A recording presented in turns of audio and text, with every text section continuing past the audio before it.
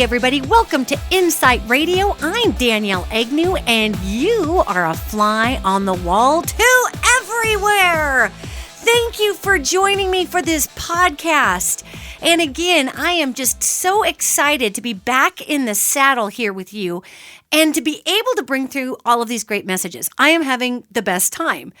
And today's show is going to be all about the duality of consciousness that we labor underneath. Now, that sounds like it's going to be kind of boring, but I promise you this is not boring.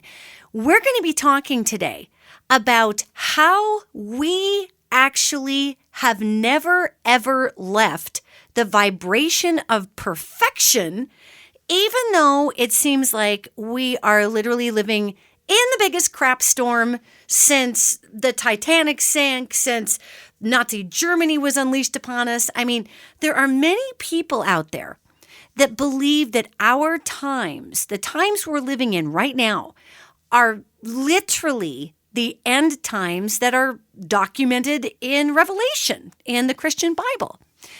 And I'm guessing that the people who were living through the Holocaust in Nazi Germany had to have looked at, well, they were Jewish, so they probably weren't reading the New Testament. However, the people around from the Christian culture who were looking at the Holocaust and looking at the Jews in the concentration camps had to have been looking at Hitler and saying, oh my God, this guy is just, he's this beast. I mean, here he is doing this horrible thing. So, human beings, we all have the capacity to be really hideous if we're not careful. That is not to say that we're evil. It means that we have the capacity to manifest any flippin' thing we want to manifest, anything at all. And here is what is important. When we get into a position of talking about spiritual physics or talking about never having left perfection, what I'm about to tell you may blow your mind just a little bit. I hope it blows it a lot. I hope it just takes that sucker and cracks it wide open and poof, you are in a different consciousness. I hope that what I get to bring you today is going to have one of those effects like the first time you saw The Matrix.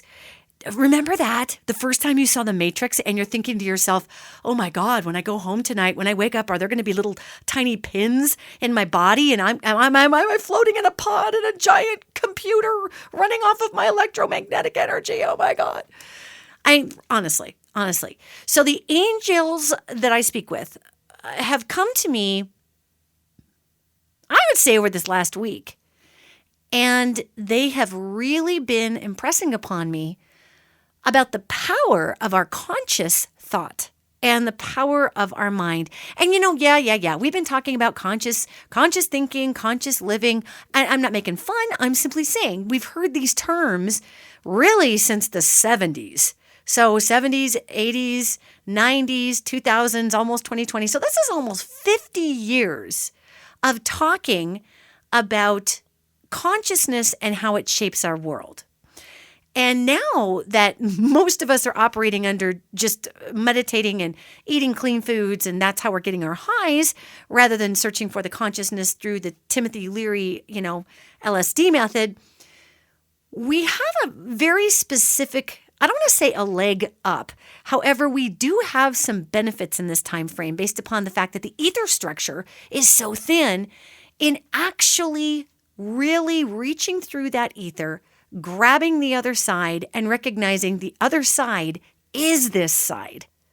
So we literally today are going to be talking about the fact, and this is exactly what this angelic life wants me to talk about.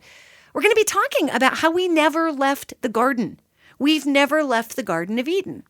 Now, before you kind of throw up in your mouth a little bit because I said it like that, just hear these angels out, okay? The fact of the matter is, when you look into the Bible, and we're going to talk Christian culture. So for those of you that didn't grow up Christian or grow up reading the Torah, so if you weren't Jewish either, this story may not be familiar, but for the rest of us, we'll know the story. And you read the story that Adam and Eve were the only people in the Garden of Eden. And it was this beautiful, perfect place. And they were wandering around naked and there was no shame and there was no freak out. And then they had these two kids, Cain and Abel, and eventually Cain kind of freaked out because Abel was this golden child. And Cain had it, and everything Abel did was just so wonderful. And Cain was like, what is your story, man?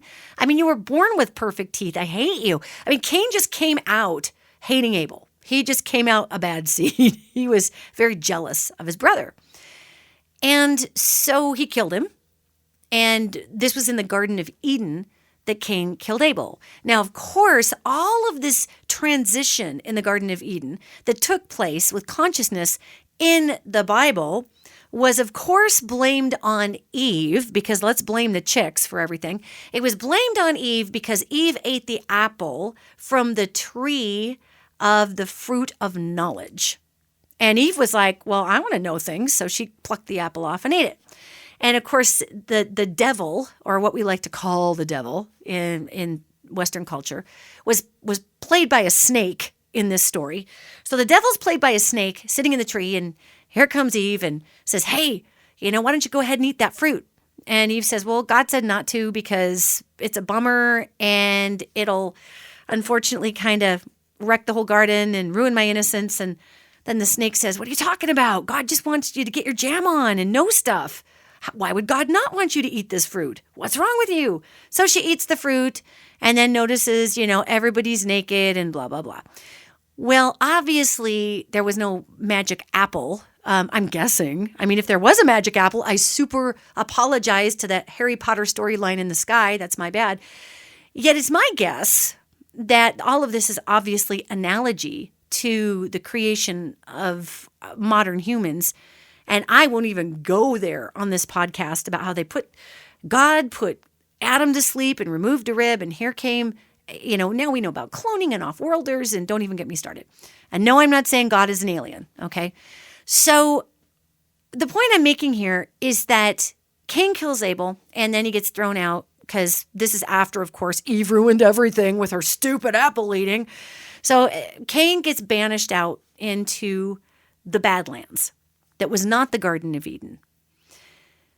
And it always fascinated me because in the Bible, it says that Cain was banished to live with the people in the mountains. And I remember being like 5 years old and saying to my mom, wait a minute, I thought Cain and Abel and Adam and Eve are the only people on the earth. Where are these other people from the mountains? And my mom's like, just whatever. We're going on. We're moving on in the story. So what these angels have brought forward to me, and I'm bringing this story to you, not to have biblical story time, but I'm bringing this story to you because so many of us can relate with the identity or the idea of the Garden of Eden. There were even Star Trek episodes referencing the Garden of Eden. And we're talking original Star Trek when it was really awesome, okay? So this is, in Western culture, in religious culture, it is an iconic place of pure peace, of pure provision, where all the animals got along and the plants got along and the people didn't wear any clothes and nobody cared and there was no prickly, icky, bitey bugs and everything was just awesome. All right? So when these angels bring this information to me, surrounding the fact that we are still in this garden, even I was like, what are you talking about? I mean, up the road from my hometown of Billings, Montana, is a town called Butte, Montana, which is once the richest town in America. And Butte, Montana has a 2-mile wide hole in it called the Berkeley Pit, or it was called the Berkeley Pit, that is a Superfund site because it was a pit mine that filled up with water and extracted all of these minerals and heavy toxins out of the ground, and it's highly toxic. And I'm thinking to myself, how could that be the Garden of Eden? I mean, I love Butte. My stepdad's from Butte. I'm all about Butte. Yet we've got nuclear waste sites. We are poisoning the oceans. People can be mean. They can choose mean modalities of learning. This is the Garden of Eden? God. I'd like a better rent district in the Garden of Eden, please. This is kind of a bummer. So these angels explained it to me this way. And they want to share this with you. That when, for example, Cain killed Abel, he didn't get thrown out of the garden because it was a geographic place. He threw himself out of the garden. He threw himself out. His consciousness went south, okay? His consciousness tanked. His consciousness went into a place of extreme jealousy with his brother. And instead of allowing that perfect flow of provision to come through him, where he could say, wow, I really feel good about the fact that I live in this place where all of these crops and these beautiful animals and this beautiful plant life just thrives. And I got these cool parents and this kind of irritating but really pretty brother. I mean, you can't fault him because don't hate him because he's beautiful. Cain was the one that took himself out of the garden because he bought into jealousy. He bought into rage. And we as human beings, we have this full capacity, this full palette of emotions to choose from that are learning tools. Now, obviously, I'm not a biblical literalist, okay? For me personally, I do not personally believe that there was an actual garden, and within that garden, it was super perfect, and everything else around it just sucked, and it was because God made that one spot awesome. That's not my belief, and I don't believe there was just one tree that had this apple on it, and if you ate it, you got the fruit of knowledge. What my understanding is that humans were evolving, and it was coming towards a crossroads where we started experimenting with some of the other palettes of human emotions, like jealousy. I mean, you can't have jealousy unless you have a ton of love, and then you get afraid that love won't come to you. That's what jealousy is. We get jealous when we feel like we'll never have what that other person has. Think about it. Think about times in your life when you've been so jealous you could just spit hot nails, okay? Those were the times when you or me or anyone else who feels like that stepped into a position to understand that their world in that moment between their ears, their consciousness said, you're never going to have what that person has. I mean, honestly, how ridiculous is that? Let's really think about that as logical people, okay? How ridiculous is it to look at somebody else and say, I'm never going to have that. I'll never have that. How do we know we're never going to have it? Well, because we decide we're never going to have it. So here's poor old Cain. He didn't get ejected out of a physical place. He ejected himself out of a particular consciousness that then limited his ability to have the ultimate flow with creation, with Mother, Father, God, with manifestation powers, with anything, whatever you want to call energy. Cain kicked himself out with his consciousness. Think about that. The garden is not a geographical place. And what these angels were telling me made me think of the end of the Celestine prophecy. Actually, if you haven't seen the movie, The Celestine Prophecy, and I know it's a book too, yet you have got to see the movie. And it was shot, I want to say, maybe in the very late 90s. So it's got some really cool late 90s cheese factor to it. However, they did a really, really good job with that film representing some extremely important concepts because they're talking about our time frame right now. Right now. This is the time frame. We're in that Celestine prophecy time frame right this second. It's amazing. So here my wife and I are watching Celestine prophecy because I've heard about the book. I heard about the book so much I never read it. How's that for you? That's me right there. And then there was this movie. Well, if you've not seen the Celestine prophecy or you're not familiar with it, one of the main tenets of the book is synchronicity. And as I've been harping about on and on and on and on, we've been moving, right? And what do you do when you move? Well, you go in and you start pulling all this crap out of boxes and getting rid of stuff, and you keep other stuff.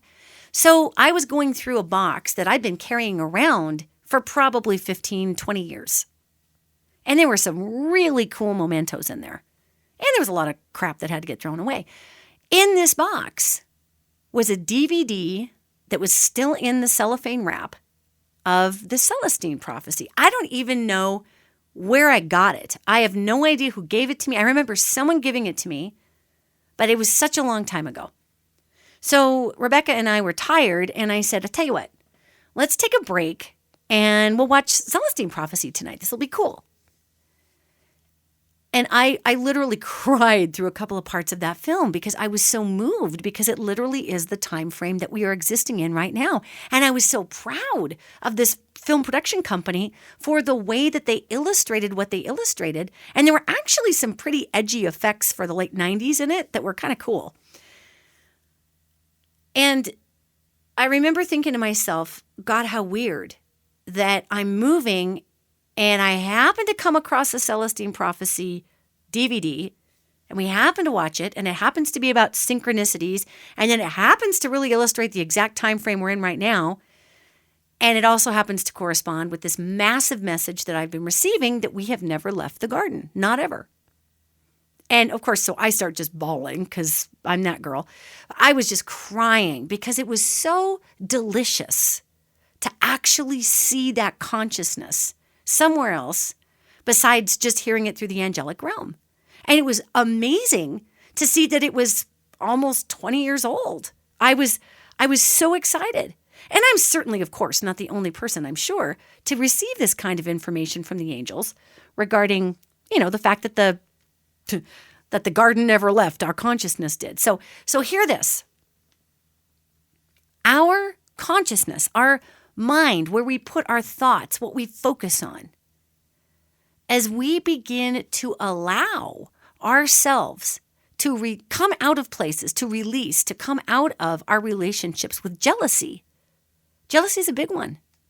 If we let go of jealousy is a liar, okay? It is an emotion that lies to us, yet it feels real. And that emotion tells us, wow, that person has something you'll never have, or you'll never achieve that. Jealousy is the great fearmonger. It is the limiter of all belief. If we step outside of jealousy and we realize that there is enough for everyone, and what is meant for you is meant for you. What is not meant for you, you're not going to get anyway. We can try to play the game and push and push and push. We can try to push the old 20th century version of the self-made person and, getting out there and planting your flag and making your millions. And please don't go that way right now, because I'll tell you, it is the feminine time frame and it will just be a colossal, what the hell am I doing? Okay. It's not the time frame for that. But jealousy wants to tell you that you will never have something. Now, that is a break. That is the conscious mind stepping outside of the creative flow of the universe. Between every single particle in our body, between every single particle in the universe is quantum matter. It's dark matter. And then there's these cool neutrinos that actually go through solid matter. I mean, they're so tiny and fast and cool, they transmute matter. So everything is absolutely connected. And when we put fear and jealousy into the ethers, we are literally staining the carpet with red wine. We're having a party, we have white carpet, and we're just spilling wine everywhere. And then we're looking at the wine going, how did that stain get there? Who put that stain on my carpet? Well, you did. You tipped your hand sideways. Well, no, I didn't, because my intention was to have wine in my glass. Well, you spilled it. Well, no, because the wine's supposed to stay in my glass. Think about that. Those were our thoughts. They're supposed to, quote, stay in the positive corral, but we get busy, we do something else, we're not paying attention, and what happens? Our thoughts spill right over, and we go into negative thoughts. Now, it's not that negative it's a bad, you notice I said negative and not bad, okay? If we go into a negative thought process, we kick ourselves out of the garden. Because when we resonate with ultimate provision, when we release our relationship with jealousy, when we release our relationship with fear, doesn't mean you can't feel afraid once in a while. Yet when you give away the reliance on fear to make you feel alive or make you feel safe, or many of us tell ourselves this big fat untruth that if we're not a little on edge, then we're going to lose our edge. How about that one? How about that night's 20th century old hangover? I lost my edge. You lost your edge. No, you didn't. All right? No, you didn't. Nobody loses their edge. We may become out of practice in dealing with a particular modality or a particular flow or a particular political system or the energy, I guess, management of that particular yield of energy, but we never lose an edge. And when you hear people, especially back in the old world, especially before we turned over into the 21st century, man, we heard a lot of that. You need to keep your edge. You need to be one up. And that was, remember, that was the end of the imbalanced masculine time frame. So it was all the worst of the worst ego. I call it the hairy chest time frame. It was just bad. I mean, everybody was just such an exaggerated version of the masculine towards the very end of that masculine time frame, including women. I mean, this was not just a slam on dudes. We all were doing it. That if you think about that time frame and you think about the myths that we told ourselves, you must build it from the ground up. You're a self-made person. Make sure to keep your edge. God, that's working against a system that is designed to flow through us, through that dark matter, through that quantum matter, through that particle matter, that dark matter where all things are connected. This energy is designed to flow through us, go between the spaces in our atoms, go between those neutrons, go between everything, and bring us what we are energetically seeking. We're like slow-moving Hoover vacuum cleaners. We suck to us that which we need or desire or want, or sometimes we suck to us that which we are focusing on. So if old Cain, and I'm just going to pick on this Bible story because it's such an easy grab. It's low-hanging fruit for an analogy. If old Cain was over there and he never got out of jealousy, then he separated himself by buying into the illusion of lack. He separated himself from the garden. So if we don't go there and we realize, wow, everything comes in its divine right timing, you're going to start to notice a heck of a lot more miracles in your life. I had a client one time, and she came in to me because she had a whole bunch of complaints about her life, and she wanted to literally unload on her angels. She was, well, quite frankly, she was pissed, all right? She was mad. And I could tell that really underneath of the anger was a lot of betrayal. She was sad. Yet, what do we do when we get really sad? We take out our icing and we turn it into mad and we serve a really angry cake, okay? So here comes this poor gal. And she's mad and she wants to know why she's never experienced a miracle and what's wrong with her. And I thought my angels were here to deliver messages and to bring me miracles. I mean, literally, the poor woman was just devastated that she felt abandoned by these angels, okay? Now, I have the angel who walks with her life path that's looking at me with this kind of wonky blank expression, which really they look like that a lot, but this was a particularly super blank expression that I translated as, I don't know what she's talking about. She's got miracles all the time, and she just doesn't see it. And, we can't really beat her upside the head with the miracle because that's no longer a miracle. That's just mean, and I don't know what to do. So I said to this woman, I recounted some of the issues back to her that this angel had told me about in her life. And I said, well, you know what? That's interesting that you would say you don't have any miracles because I'm being shown that you had A, B, and C happen, and that was against all odds. And then at this time, they're showing me D, E, and F that happened, and that was against those odds. And she kind of jumped in. And she says, oh, that wasn't a miracle. That was just my sister stepping up to help me with a bunch of money that she happened to inherit from her husband's blah, blah, blah. But that wasn't a miracle. Okay. I said, yet it came right when you needed it, and she inherited it right at a time when you could use it. She goes, that's not a miracle. She just happened to get that money. I was like, okay. So then I went to the next example, and it had to do with her child, et cetera, and so on. And her response to that was, that wasn't a miracle. That wasn't a miracle. Their school just had to call me anyway. And anyway, blah, blah, blah. Basically, this woman would not accept that she had had miracles in her life. She wouldn't accept the miracle. It doesn't mean they weren't happening. So this, of course, this angel giving me flat face of what the heck, I don't even understand what she's talking about.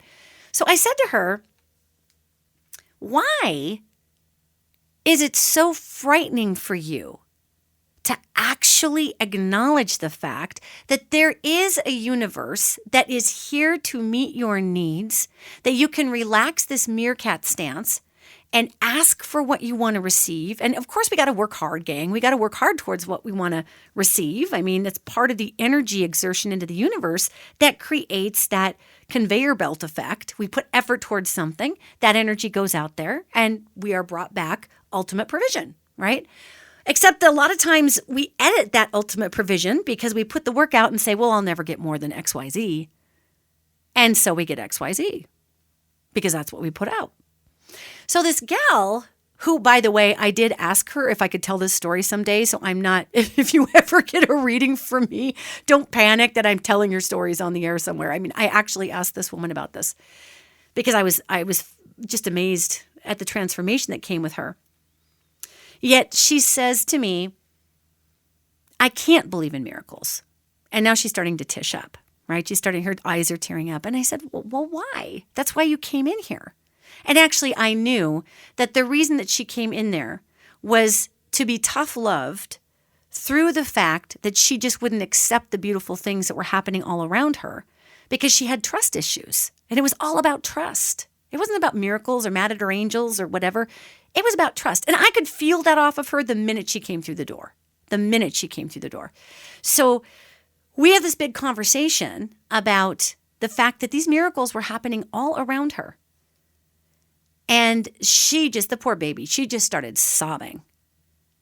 And she said, I don't feel like I deserve these things that are happening to me. And she went on, it was very heartbreaking with many things that she hated about herself and thought, was down on herself and thought she was a sinner. And there's a whole big laundry list here.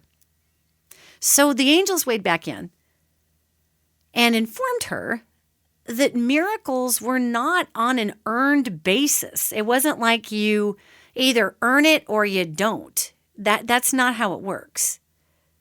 They are responses to our call for need in the universe or our call for desire. Miracles are not a little blue ribbon because you were a good little girl or boy and did everything you should do. So here's your miracle as a prize.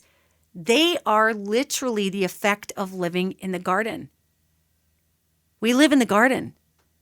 We just tell ourselves every day, oh, Trump and Putin, and it's going to hell in a handbasket, and oh my God, the political parties, and oh my God. And we become Cain and we kick ourselves out of the garden because of our consciousness. And hey, that's neither good nor bad. That is neither good nor bad. That is simply a choice. How do you want to learn? Do you want to learn through the old 20th century modality where you're the self-made person and you're going to push everything and keep your edge and crunch it out there and show the ego and me? The universe will let you learn that way. You can be really, well, actually not really successful in the feminine time frame with that anymore, but there was a time when you could be really successful being like that. It's very hard. It eats your lunch. Cost you your family. You have to give your whole life away to keep your edge.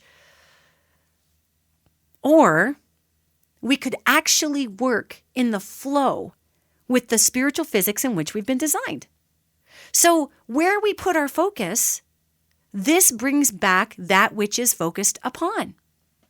So the more we get into this habit of being open, of being excited, of allowing our mind to not go to the worst case scenario because of our past, and instead shift it to everything we've ever wanted and being excited about that. And when we think about the perfect job, maybe we're doing a job that we don't like all that much, but hey, you got to have a roof, right? You got to have a warm shower and some food in your mouth and belly. So you do what you do. Maybe it's not your dream job. Yet many of us never go for our dream job because we get just enough, and we don't want to risk it. We don't want to chance it. We just want to make it. So we set the bar at a particular level, and the garden says amen. All right. And we look at younger people. We look at our millennial generation. They don't have the same limitation consciousness that was inbred onto Gen X. I'm Gen X. And that came from the baby boomers. And they were raised by the greatest generation, the Depression generation. So there was a minimalist attitude that was passed down. Never expect more than this. And I'm not suggesting that we need to all be manifesting big mansions. This isn't one of those creepy manifestation courses where it's like, did you ever want a fancy car and to make $2 million a year? Well, sign up with me and learn to manifest every single thing your pocketbook has ever desired for only 19 payments of $49.99. I mean, that's not what this is. Okay, so just know that. What I'm talking about here, what these angels are talking about, is the fact that by the nature of what we are, not who we are, but what we are, we draw to us that which we focus upon. We have been trained for thousands of years to focus upon what we don't have. It is in our genetic code to suffer through trauma. Honestly. So don't beat yourself up if you're like, oh my God, I'm in the garden and I can't quite get there and what's wrong with me? Well, geez, this is why we're talking today. Because to get back into the garden is a practice, right? It's a practice and it's a fun practice.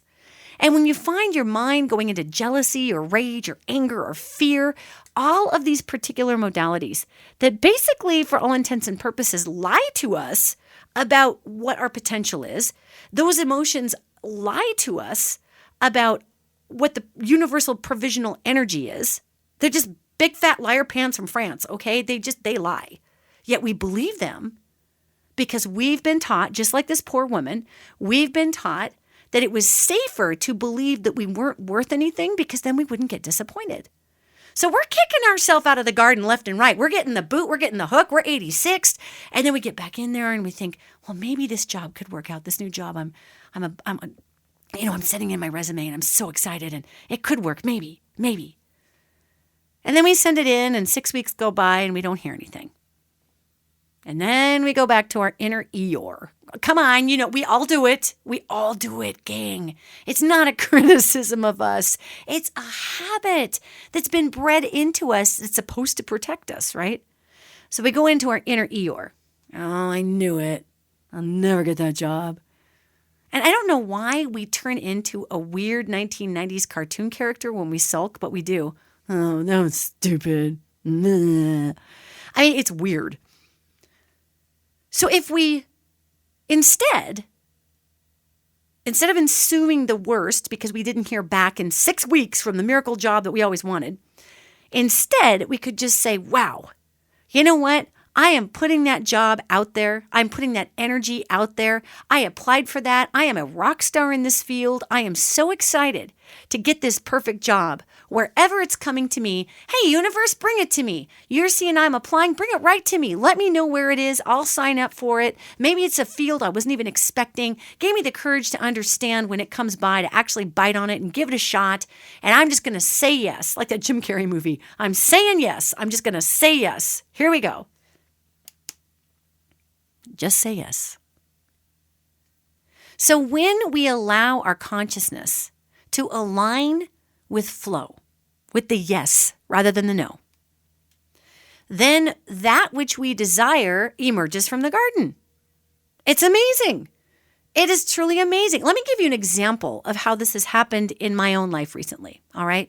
So my wife and I have been trying to buy a home up in Bozeman.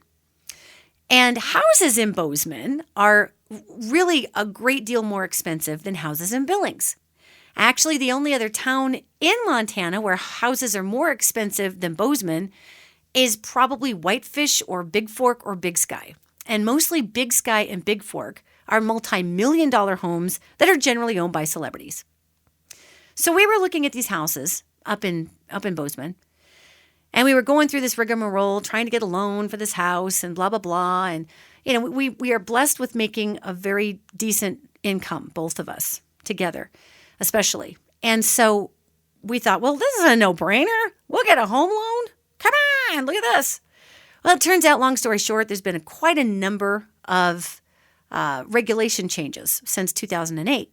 So if you own your own business, getting a home loan gets rough, gets really challenging, no matter how much money you make.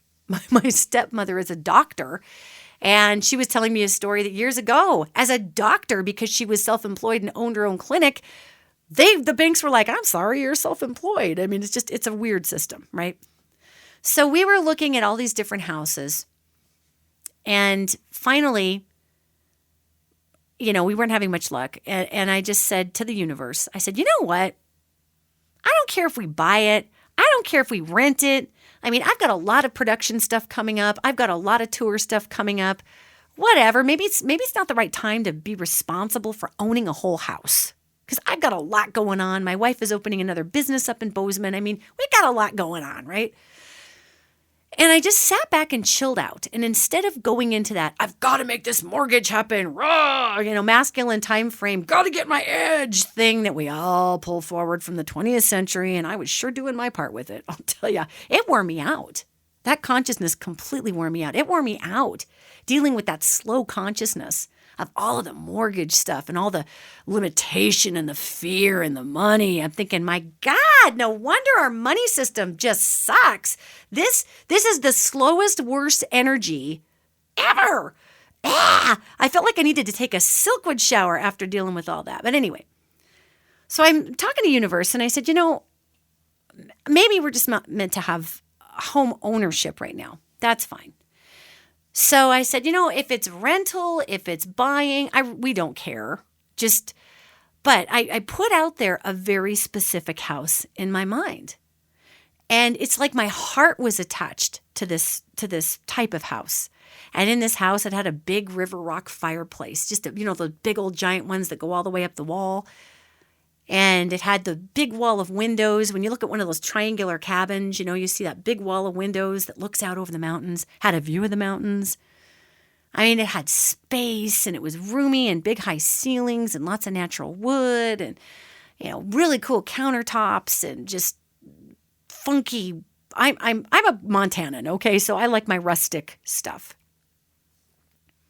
Not even a week later, after releasing this idea of me having to get something a very certain way, I happen to be looking online, and poof, here's this house that looks exactly like what I'd put out there. Clear down to the great big awesome deep tub, by the way. Clear down to this huge acre of land that it was on and all this other great stuff, greenhouse, the whole 9 yards. And it happened to be for rent. And I was just like, well, out frickin' standing. And here's the kicker. When I came out of all of this weird, funky, angry blech about the mortgage, because I was so out of the Garden of Eden, I was not in the garden at that point. I was in the trash can, okay? So there's the Garden of Eden, and there's the stinky dumpster, and there's my butt in the stinky consciousness dumpster. That's where I was after dealing with mortgage companies for 5 months. That's where I was. And when I finally gave away the participation with the stinky dumpster consciousness and said, well, I think I'm done trying to control everything, and I'm just going to let that go. And I put it out to the universe. This is what my heart wants. So whatever way we're supposed to have it right now, I'll take it. And this, of course, makes so much more sense because, like I mentioned, we have a ton of transition right now. So having to commit to a permanent home at this space is probably not the best idea. However, we're going to love this place because it's exactly what I wanted. It's what my wife wanted. And here's the best kicker of all. When I was throwing this out there, Bozeman is a gorgeous city, and it's in the Gallatin Valley. And if you go up, there's a place called Four Corners, and you go up Four Corners towards Big Sky. And if you keep going through Big Sky, you're going to hit Yellowstone Park. So that's, if you can envision this, massive mountains, streams, creeks, big pine trees. I mean, it looks like a Western. It's really awesome. And the one section in Bozeman that as you're driving up to this pass and to Big Sky and Yellowstone, it's a place called Gallatin Gateway, and it's a little bitty town, little teensy-weensy outlying town outside of Bozeman.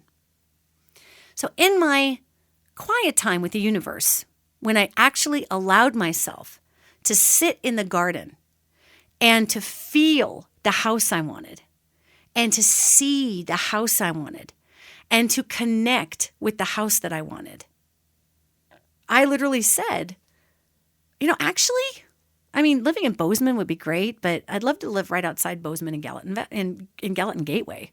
I'd love to be out in Gallatin Gateway. And this house is in Gallatin Gateway.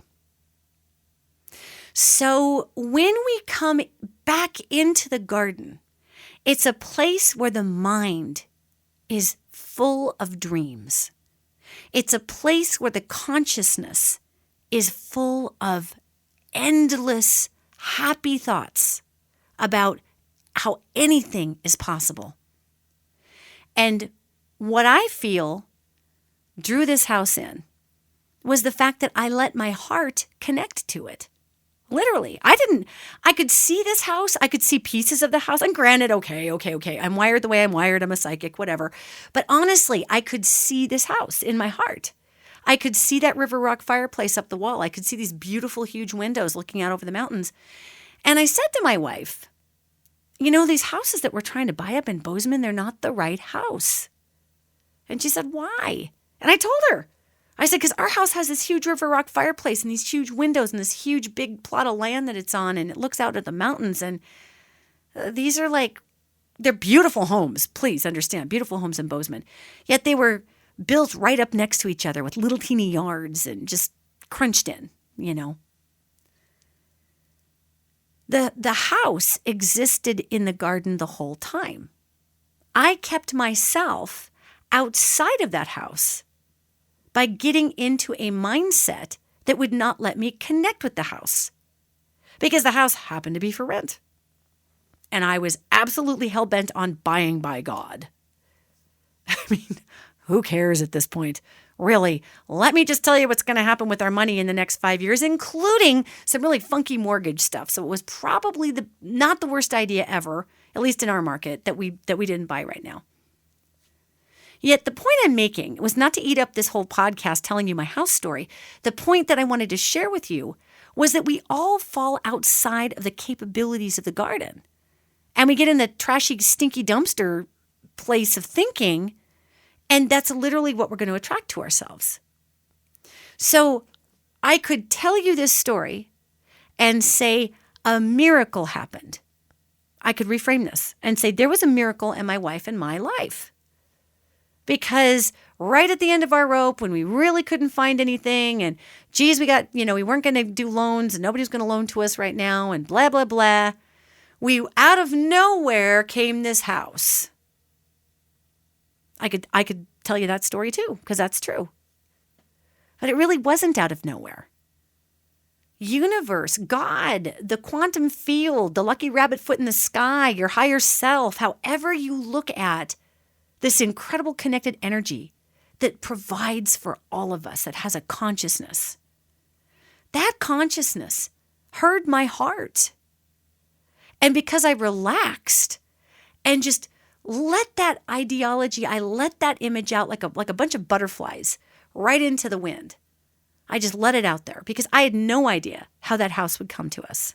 But I could feel that house in my heart. I went back into the garden. And the house showed up. So I'm not taking away from the power of miracles. I am not taking away from the power of Mother, Father, God. I am not taking away from the astounded, amazing, jaw-dropping moment that we actually finally get something that comes to us in our life that we've ever wanted. I am not taking away from that. I am saying this is our birthright every moment of every day. And we don't take it. We don't take it because we don't believe it.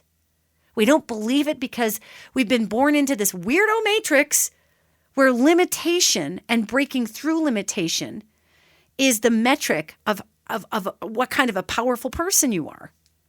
Now, it doesn't mean that we're not going to grow through struggle. Sure. Yet, even then,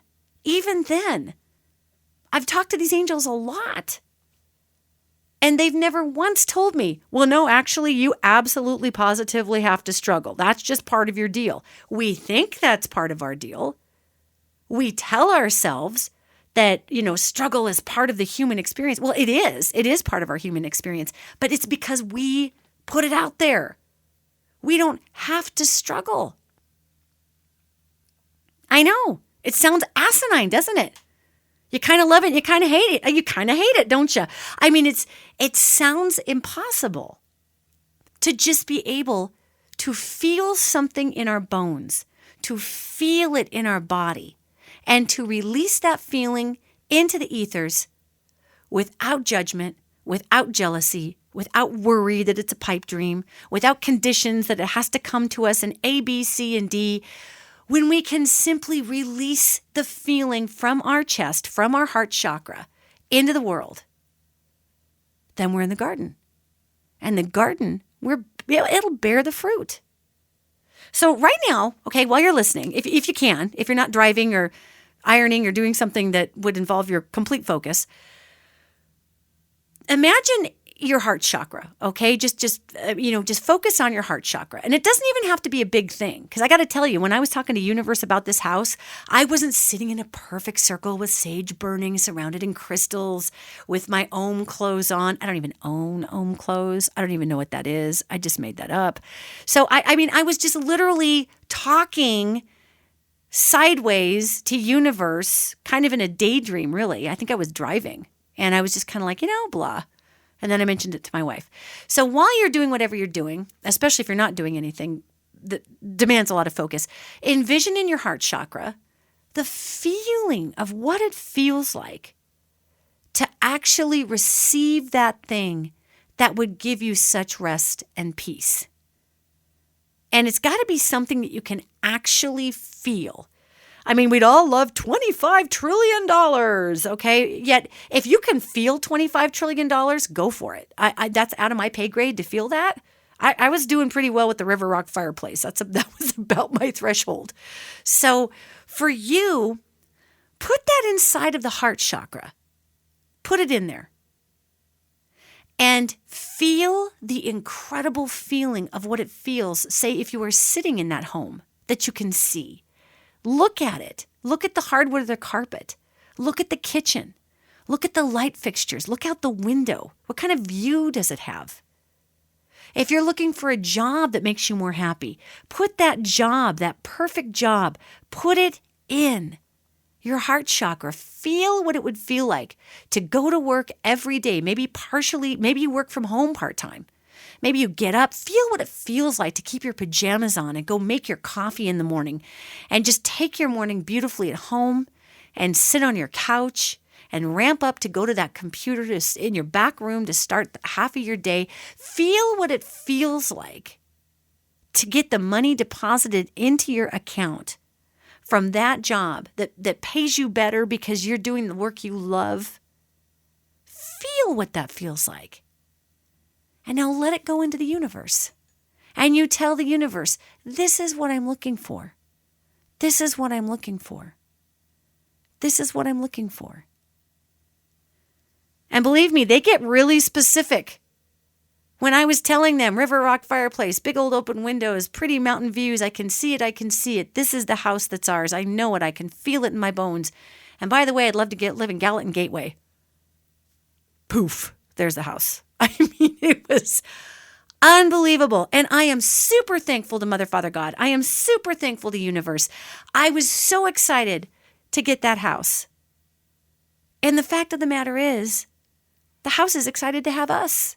Because when we have those elements in the garden that come to us, they're meant for us. We weren't meant to buy a house right now, which is why I kept feeling and connecting to this house in my mind, which actually turns out exists. So allow yourself to connect to your heart. Your daydreams, by the way, those daydreams, those are sentient visions. Sentient visions. And these angels talk to me about this all the time. They always say to me, that which is yours by innate design is then dismissed And literally, they're telling us, hey, man, these daydreams are there for a reason. You are manifesting. Your brain is resting. You are envisioning. You are embodying. And then just release it to the world. Now, we can do this on a level that's not even self-related. Maybe there's a family member who has health that's not so good. And we can put in that heart chakra, imagine what it would feel like to have a loved one who has a very serious health diagnosis. Imagine what it would feel like to receive back a diagnosis that serious health problem was receding. And you don't have to know how it happens and when it's going to happen. Just put it out to the universe because you know it's there. It is an outcome that is there. And the garden says, amen, here's your outcome. Because we live in this place that is literally a manifestation and reflection of whatever it is we feel like experiencing in that moment. And the United States of America, with our consumerism culture, where every 5 seconds we're buying a new pair of jeans, every 5 minutes we have a new phone. I mean, literally, think about how physically we have gone into the ideology of manifesting and getting rid of, and getting something brand new and getting rid of it, and turning over something and getting rid of it. That makes sense to us when it's physical, right? Well, I bought that at the store and I got another one. So goes it with energies. We could do this for the world. Imagine in your heart chakra. You know, when I say imagine, I have practitioners in my field that get really mad at me. They said, if you tell someone to imagine, it means it's not real. And I said, since when is the imagination not real? Thoughts are things. The quantum field, the quantum universe has no clue how to tell the difference between your daydream, your real dream, or your real life. If it's going through your brain, if your brain is processing it, if your brain is making it into an electromagnetic signal and arcing with those synapses, if that's going on in your noodle in any capacity, the universe says amen. The universe does not question that thought. And it's very interesting because our imagination is our manifestation mind. Our manifestation mind is our imagination. If you can dream it, you can do it. I mean, even Einstein, imagination is more important than knowledge. It is, because imagination is the manifestation mind. It opens up the quantum dynamics. It opens up the spiritual physics to all things. We just have to remember that part is the truth. And every one of us have been brainwashed in the opposite direction. Well, don't you get out there imagining a bunch of stuff. You got to stay down here to real life. Just get out of your head and your pipe dreams. None of that's real now. Just get out there and hammer that nail. Come on now. Sure, hammer the nail. Don't hit your thumb, but make sure you are letting your mind be as huge as you want it to be. And then you take it into the heart chakra so you can feel how good it feels. You know, people say to me all the time, this is easy for you because you get to talk to angels and you see dead people and you literally have conversations with off-worlders that talk to you about how to make deep space engines. It's not all that easy for me either because I was brainwashed into this colonized culture just like everybody else. I mean, I'm not some superhero that has powers that other people don't. I, every day, make a huge effort to not go into the monkey mind, to not go into the crisis mind, when I feel all the things I feel all over the planet. When I feel the panic that's coming for people as our money system changes. And by the way, do not panic, okay? Just chill out. Guys, it's all going to be fine. I promise it'll be fine. So when things look really bad and weird, don't put a run on the bank. It's things will level out, all right? Yet when I feel those impulses coming from the future, it's really difficult to not go into the colonized mind that told you how to think and how to feel and what you had to protect yourself against. And I was a little better with just happy consciousness manifestation. Actually, truthfully, to be very just raw with you right now, I was better with it before I got married and had a daughter. Because when all of a sudden I have this amazing wife, like I could just cry at how much I love my family, how blessed I feel to have this incredible child and this amazing woman in my life. And all of a sudden, I have this piece of me that's like, oh my God, I need to make sure that my family's taken care of. And there's all this stuff that's going to come down the pike in the world. And that is the trigger for myself that I need to keep an eyeball on. Instead of just implying all of these amazing spiritual physics about staying in the garden that I'm talking to you about today. And I do. I just, sometimes I get a little into the poopy bucket dumpster space, and then I have to remind myself, hey girl, pull it around. What are you doing over there? Yet the fear of loss is greater the more you have that matters. The fear of loss is greater the more you have that matters to your heart. Because we've been taught fearful loss. We've been taught fearful loss by the colonized world. So I make a commitment to all of you, make a commitment to yourself, that when you start to get into the jealous mind, the fear mind, remember you're kicking yourself out of the garden. And in the garden, everything is provided for. It doesn't mean we're not going to have scary moments or tight moments or, oh my God, that was a close call moment. It means that we don't have to go in to the panic button because that's going to bring us panic. We don't have to kick ourselves out of the garden with jealousy and anger because that's going to bring us jealousy and anger. We can stay in this space of incredible provision. And the other side of this coin is of course, love and trust. We don't trust ourselves half the time to actually keep our bubble between the lines. So that means we don't trust the world to keep its bubble between the lines. And we don't need to. All we need to do is trust the dynamics and the physics of the spiritual system. I mean, come on. We trust gravity, right? I mean, you don't get out of bed in the morning and go, oh my God, I hope I don't float to the ceiling this morning. I mean, honest to God, right? We get out of bed. We trust the physics of our environment. We get out of bed. We put 2 feet on the ground or whatever it is we've got to put on the ground, and we go to the restroom. And thank God when we sit down or we stand above that toilet, we're not using the restroom saying, oh my God, I hope that urine doesn't come right up and hit me in the face and float out the window and get the birds wet. We just make the assumption that gravity will take it and we can relax and do our morning business. We don't question the physics in which we live every day. In fact, we take them for granted because we can see them. So here is our homework for this episode. Are you ready? Just like you know when you get out of bed that you're not going to float to the ceiling. Understand that the spiritual physics are in place for whatever you hold in your heart and let go in perfect joy, in perfect anticipation of excitement, of letting it like butterflies erupt from your chest to go, like if you were sending out carrier pigeons to go find whoever it was that had that thing to bring it back to you. And the way that you would feel so secure, well, I just released this pigeon and I know it's going to come back with what I need. No worries. And we let it go and we went about our day with the same confidence that we had, that when we got out of bed and went to the restroom, we wouldn't float and the potty wouldn't float and everything would be fine. That's our homework for this podcast, is to just accept that we are still in the garden.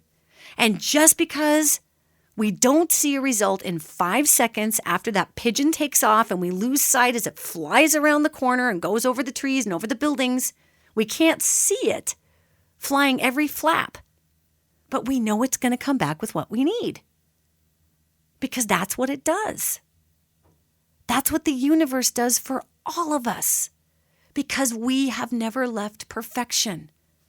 So if we stop coming out of fearing that we won't have enough, wars end, poverty ends, famine ends, because we stop expecting the world to bring us something when it's up to us to bring to the world what it is that we are ready to receive. I know.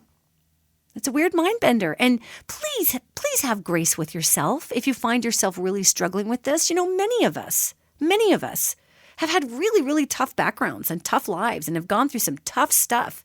And that tough stuff has been important teachers, and it's helped us become better people. So this isn't to discount tough things.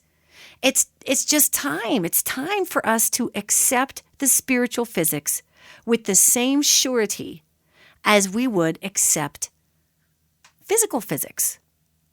Once we do that, everything changes. The world is going to change. These angels wish us to know that which is innate to you all is innate. In other words, it's been there. It's always been there. It's not going anywhere. We cannot access it if we don't want to, but it doesn't mean that it's gone away. That just means we're not using it. And that's a whole different thing. It's a whole different thing. So you are in the garden. And it's not to say that we have to discount our negative situations or circumstances, because of course those come with lessons, those come with growth. Yet just try putting what you want in your heart chakra, feel it, let it explode out like a carrier pigeon, and don't freak out if you can't see it for a while, because you're waiting for it to come back. And just stay in that space of happy, joyous expectation. Like you're excited, excitement. Because once we let go and we just let the universe do what it does, we experience miracles every minute of every day. And give gratitude for those miracles, which are actually the manifestation mind. Give gratitude for your co-creation with the universe. Give gratitude for those in your life that assist you in these areas. Because that's what this is all about, gang. That's what this entire exercise in consciousness right now is all about. So if you haven't seen the Celestine Prophecy, rent it, watch it, read it again, whatever. If you're more of a book person, I'm a movie person, but whatever flips your cookies, go for it. Remember, you are a miracle machine. We have never left the garden. All provision is our birthright. And we're just barely waking up to what that really means for us. You go have a wonderful rest of your week. And I cannot wait to hear on this Patreon site what's been coming about in your life as you let this miracle capacity, this manifestation mind open up and you accept what the garden has to give you. Love to all of you. Have a great week. And we'll see you next week.